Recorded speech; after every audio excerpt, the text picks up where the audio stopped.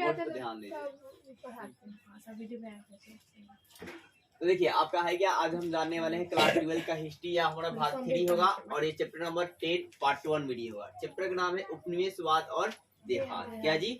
उपनिवेशवाद और क्या जी? देहात। तो सबसे पहले आपको मैं बता दूं है क्या कि आज का टॉपिक जो है बंगाल और वहाँ के जमींदार। बंगाल और क्या जी? तो देखिए बंगाल और वहाँ के जमींदार के बारे में क्या है कि औपनिवेशिक शासन जो है ना, सबसे पहले या सर्वप्रथम बंगाल में स्थापित किया गया। औपनिवेशिक शासन जो है सर्वप्रथम कहाँ स्थापित किया गया? बंगाल में। अब है क्या कि यहाँ पर राजस्व प्रणाली को स्थापित करने का भी प्रयत्न किया गया। क्या भाई? राजस्व मतलब जो भी राजस्व, कौन सा? भू राजस्व प्रणाली को स्थापित करने का प्रयत्न किया गया। मतलब राजस्व प्रणाली मतलब यहाँ पर जमींदार जो होंगे, जो मतलब टैक्स को वसूलेंगे, ठीक है ना, किसानों से, ठीक है। और किसानों को रैयत शब्द इस्तेमाल किया गया। एक और बात आप जान लीजिए, उपनिवेशवाद औपनिवेशिक शासन का मतलब क्या होता है कि है क्या कि यहाँ पर जो है अंग्रेज लोग थे ना, उन्होंने अपना शासन करना यहाँ पर चालू कर दिया। अब देखो है क्या कि जैसे कि बात है वर्धमान में की गई नीलामी का एक घटना। वर्धमान में की क्या जी? नीलामी का घटना, ठीक है। तो वर्धमान और जो आज का इसको बुद्धमान भी कहते हैं। क्या बोलते हैं? वर्धमान। ये वर्धमान, ये क्या जी? वर्धमान। ये क्या है? वर्धमान, ठीक है। तो वर्धमान को आज वर्धमान भी कहा जाता है। देखिए इस घटना में मोटा मोटी बताओ ना, तो इस घटना में हुआ क्या कि एक राजा थे, ठीक है। ये क्या थे जी? राजा थे। और वो राजा जो है मतलब है क्या कि मतलब भू राजस्व को नहीं दे पाए थे। उन्होंने क्या जी? नहीं दे पाए। उनके जमीन की नीलामी हुई। क्या हुआ? नीलामी हुआ। क्या हुआ जी? नीलामी। जब नीलामी हुआ ना, तो नीलामी होती इसमें राजा के ही एजेंट और जो किसान थे वो नीलामी में भाग लेने चले गए। तो कलेक्टर ने देखा कि सारे तो लोग राजा के ही आदमी हैं, और फिर उस नीलामी में जो ऊंचा बोली लगाएगा उसी को जमीन जो है मिल जाएगा, दिया जाएगा। तो फिर उसी प्रकार जो राजा था ना, उसी का एजेंट जो है बोली ऊंचा लगा लिया, और फिर अपना जमीन अपने को इसको मिल गया, ठीक है, वही खरीद लिया। फिर राजा के बाद इंटरेक्टिव हाथ में चला गया, ये चीज हो गया। तो देखो है क्या, वर्तमान में आपका है क्या की गई नीलामी घटना जो है, यह घटना 1797 की है। कब क्या है? 1797। यहाँ पर एक किंग जो है भूमि संप्रदाय को बेचा जाता है। किंग क्यों क्या होता है जी? मतलब राजा के भूमि समुदाय बेचे जाते हैं।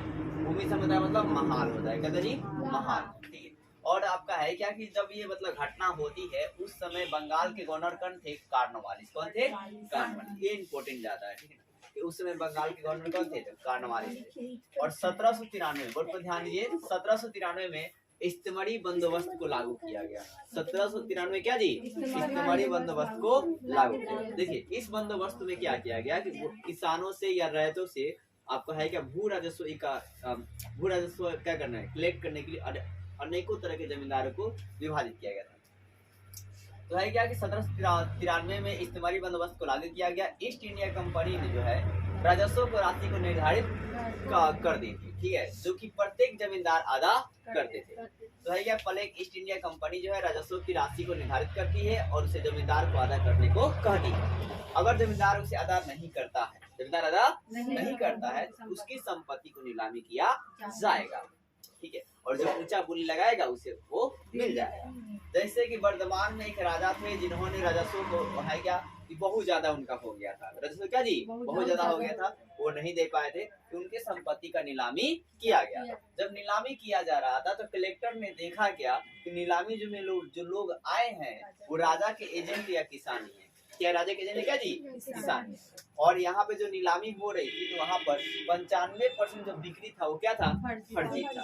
क्या था जी? फर्जी था, ठीक है। भाई क्या कि राजा ने जमीन जो है खुले तौर पर बेच दी थी। राजा ने जमीन क्या जी? खुले तौर पर से बेच दी थी पहले ही, पर उस पर जमींदार का ही नियंत्रण उसके हाथ में था, ठीक है। मतलब राजा के हाथ में था, बेच था लेकिन हाथ में जो उसका नियंत्रण था जमीन पर किसका था? राजा का ही था। तो ये थी आपका इस्तेमारी आपका है क्या कि बंदोबस्त की घटना की कहानी। फिर इसमें आगे भी टोटल डाटा जो है ना इस्तेमारी बंदोबस्त में आप लिख सकते हैं। तो देखिए अदा न किए जाने की समस्या, मतलब क्यों लोग अदा नहीं कर पाते थे, ये बात जानते हैं। ये तो है क्या, देखो इस्तेमारी बंदोबस्त को लागू होने के बाद मतलब 1797 में इस्तेमारी बंदोबस्त लागू हुई। इस समय आपका बंगाल के गवर्नर कार्नवालिस थे। और जब ये लागू होता है तो है क्या कि 75% से अधिक जमींदार जो है सिग्नेचर करते हैं, हस्ताक्षर किए रहते हैं, ठीक है, हस्ताक्षर किए रहते हैं। और ब्रिटिश अधिकारी ब्रिटिश अधिकारी इन्हें क्या होता है कि इसे लागू करते हैं। ब्रिटिश अधिकारी क्या जी इसे लागू करते हैं और समस्या का के लिए सोल्यूशन निकालते हैं, मतलब हल को निकालने का प्रयास करते हैं। फिर 1770 में क्या होता है, 1770 के दशक में कि आर्थिक संकट आ जाती है। क्या है जी, आर्थिक संकट आती है। कहाँ जी, बंगाल में, बंगाल के ग्रामीण इलाकों में, क्षेत्र में, ठीक है। फिर ब्रिटिश लोग क्या करते हैं कि जो बंगाल के राजा और तालुकदार जिससे संबंध होता है, तालुक होता है, ठीक है, तालुकदार मतलब उनसे संबंधित, सगे संबंधी, ठीक है ना। तो एक राजा, बंगाल के राजा और तालुकदारों के साथ इस्तेमारी व्यवस्था को लागू किया जाता है। इस्तेमारी व्यवस्था को किसके साथ मिलकर लागू किया जाता है, तो बंगाल के राजा और तालुकदारों के। तो इस्तेमारी बंदोबस्त में अगर अच्छा पॉइंट क्या है, तो इस्तेमारी बंदोबस्त को 1997 में लागू किया था। उस समय बंगाल के गवर्नर जो थे कार्नवालिस थे, और इसे जब इसे लागू करने के लिए राजा और राजा के तालुकदार के साथ ब्रिटिश अधिकारी मिलकर इसको लागू किए थे। और इससे ये जो काम है सारे जो राजस्व इकट्ठा करने के जमींदारों को सौंपे थे, ठीक है। और जो जमींदार वो नहीं चुका पाता था तो उसकी क्या कहते जी, संपत्ति का नीलामी किया जाता था, और जो ऊंची बोली लगाता था उसका वो जमीन खो जाता था। लेकिन जमींदार में से कई बार देखा गया कि जो मतलब ऊंची बोली लगाए जाते थे तो राजा का एजेंट ही उसको ऊंची बोली लगाकर उसे खरीद लेता था, फिर उसका जमीन उसके पास चला जाता था। तो है क्या, देखो मतलब जमींदारों के रूप में वर्ग में बांटा गया था। अब है क्या कि जमींदार जो है राज्य का सिर्फ है क्या, राज्य और राजस्व को संग्रह, जमींदार क्या करता था कि राज्य के राजस्व संग्रह करता था, ठीक है, यानी कि राज्य के राजस्व का समाहर्ता था। क्या था, समाहर्ता। समा मतलब संग्रह करने वाला, कलेक्ट करने वाला, इकट्ठा करने वाला, ठीक है। जमींदार क्या करेगा, अपने गाँव में जो जितने भी गाँव उसके पड़ेंगे उसमें से राजस्व को इकट्ठा करेगा। और ये जमींदार जो है ना भूस्वामी नहीं होता था। भूमि का स्वामी क्या जी, जमींदार का मतलब ये नहीं कि भूमि का स्वामी, ठीक है, बल्कि वो राजस्व को, राज्य से राजस्व को इकट्ठा करने वाला आदमी होता था, ठीक है। और इसके एक जमींदार के अंदर लगभग 400 गांव आते थे। कितने गांव आते थे, 400 गांव आते थे, ठीक है। और है क्या कि जमींदार से कंपनी बोलती थी कि राजस्व को अदा करना है, अगर राजस्व अदा नहीं करेंगे तो उनकी संपत्ति को क्या की जाएगी, नीलामी की जाएगी। क्या की जाएगी जी, नीलामी किया जाएगा। अब भाई देखो, राजस्व राशि को भुगतान करने में जमींदार क्यों चूक करते थे। अब राजस्व राशि को भुगतान में जमींदार क्यों चूक जाते थे, क्यों अदा नहीं कर पाते थे, ये बात जानिए। तो पहला कारण है आरंभिक मांगे बहुत ऊंची थी। आरंभिक जो मांगे था ना ब्रिटिश अधिकारी का, उसका क्या था, ज्यादा था, तो हर कोई अदा नहीं कर पाएगा। अब किसान अदा जमींदार को नहीं कर पाएंगे तो जमींदार अधिकारी को नहीं कर पाएगा। बात समझ रहे जी, किसान किसको नहीं कर पाएगा, जमींदार, जमींदार किसको नहीं कर पाएगा, अधिकारी। तो इसमें उसको दिक्कत हो गई। फिर दूसरी बात था कि यह ऊंची मांगे जो है 1790 में लागू हुआ। कब लागू हुआ, 1790 में लागू हुआ। और जब लागू हुआ भाई, उस समय क्या हुआ, कृषि की उपज कम थी। कृषि की उपज क्या जी, कम थी। और फिर जब कम थी तो जमींदार टैक्स नहीं दे पाया, मतलब किसान नहीं दे पाए जमींदार को, तो जमींदार फिर क्या जी, अधिकारी को नहीं दे पाया। जब अधिकारी नहीं दे पाया तो उनकी संपत्ति को क्या किया गया, नीलामी की गई। अब देखो तीसरी बात है राजस्व का असमान होना। राजस्व क्या करना जी, असमान, मतलब जो टैक्स है वो क्या था, असमान था। जैसे है क्या, फसल ज्यादा हो या कम हो, टैक्स देना, टैक्स क्या करना जी, देना, मतलब अनाज अनाज आपको देने पड़ेंगे। और इसमें एक विधि थी, सूर्यास्त विधि। क्या जी, सूर्यास्त विधि। इस विधि में कहा गया कि जो भी डेट जमींदार को दिया जाएगा, जो भी दिनांक जमींदार को दिया जाएगा, उस दिनांक के सूर्यास्त से पहले, सूर्यास्त से क्या जी, पहले सारा जो है उनको ब्यौरा लाकर देना पड़ेगा। सारा जितने मतलब टैक्स इकट्ठा किए होंगे देना पड़ेगा। अगर उसे नहीं देते हैं तो उनको जमीन के संपत्ति की नीलामी की जाएगी या सख्त कार्रवाई की जाएगी, ठीक है। जमींदार की संपत्ति का नीलामी किया जाता था। मतलब एक डेट दे देता है कि हाँ फलना डेट को आपको जमा करने हैं ये सारे चीज को, अगर आप नहीं जमा करेंगे तो अभी सूर्यास्त से पहले, ठीक है। तो सूर्यास्त विधि आप समझ गए। तो सूर्यास्त विधि में जमींदार जो होते थे वो लोग क्या करते थे, जो ब्रिटिश अधिकारी थे उनको एक डेट देते थे और उस डेट पर जमींदार उस पर जाकर सब कुछ ले जाकर उनको देता था, ठीक है। अगर वो नहीं देता था तो उनके संपत्ति की नीलामी की जाती है सूर्यास्त से पहले। अब है का इस्तेमारी बंदोबस्त। चौथा था इस्तेमारी बंदोबस्त में स्टार्ट में ही जमींदार के पास जो शक्ति था वो रयत या क्या जी, रयत मतलब क्या था है, किसान, रयत या किसानों से राजस्व को इकट्ठा करना। क्या करना, राजस्व क्या जी, इकट्ठा करना था, ठीक है। ये इनके पास पावर थी, ठीक है। किसके पास भाई साहब, जमींदार के पास।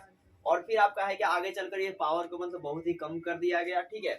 और जमींदार ने सैन्य टुकड़ी का भंग हो गया। जो जमींदार के जमींदार से जो सैनिक होती थी उसको क्या कर दिया गया, भंग कर दिया गया। और सीमा शुल्क को भी क्या कर दिया गया, खत्म कर दिया गया। ठीक है, सीमा शुल्क को भी क्या कर भंग कर दिया गया। फिर राजस्व इकट्ठा करते समय जमींदार के साथ एक अधिकारी होता था। राजस्व जब इकट्ठा करने जाता था जमींदार, उसके साथ क्या था जी, एक अधिकारी होता था, जिसे आमतौर पर अमला कहते थे। क्या कहते थे जी, अमला कहते थे। क्या कहते थे, अमला कहते थे।